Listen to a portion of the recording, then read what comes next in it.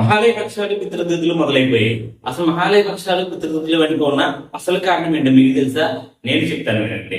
పూర్వం కర్ణుడు కురుక్షేత్ర యుద్ధంలో వీరమరణం పొందిన తర్వాత స్వర్గానికి వెళ్తాడు. అక్కడ అతనికి వజ్రవైడూర్యాలు, బంగారం, వెండి ఇలాంటివన్నీ ఉంటాయి, కానీ తినడానికి ఆహారము, నీళ్లు ఉండవు అనమాట. ఇదే విషయాన్ని ఇంద్రుడిని అడగగా ఇంద్రుడు యమధర్మరాజుని అడగమంటాడు. యమధర్మరాజు దీనికి బదులుగా నువ్వు ఇవన్నీ దానం చేస్తావు కాబట్టి ఇవి నీకు దక్కాయి, కానీ నువ్వు ఆహారం, నీళ్లు దానం చేయలేదు కాబట్టి అవి లేవు అని చెప్తారు అనమాట.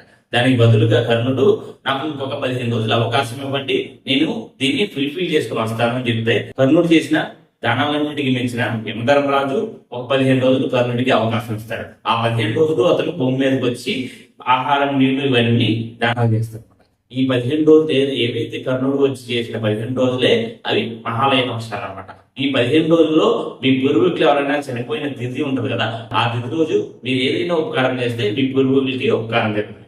ఒకవేళ మీ పూర్వీకులు ఏ రోజైతే చనిపోయారో మీకు తెలియకపోతే ఆ మహాలయ పక్షాల్లో ఉన్న అమావాస్య రోజు మీరు ఏ ఉపకారం చేసినా సరే అది మీ పూర్వీకులకి చెందుతుంది. ఈ విషయాన్ని మీ ఫ్రెండ్స్ కి అండ్ ఫ్యామిలీ మెంబర్స్ షేర్ చేయండి. మన ఛానల్ని లైక్ చేయండి, షేర్ చేయండి, సబ్స్క్రైబ్ చేసుకోండి. Thank you so much.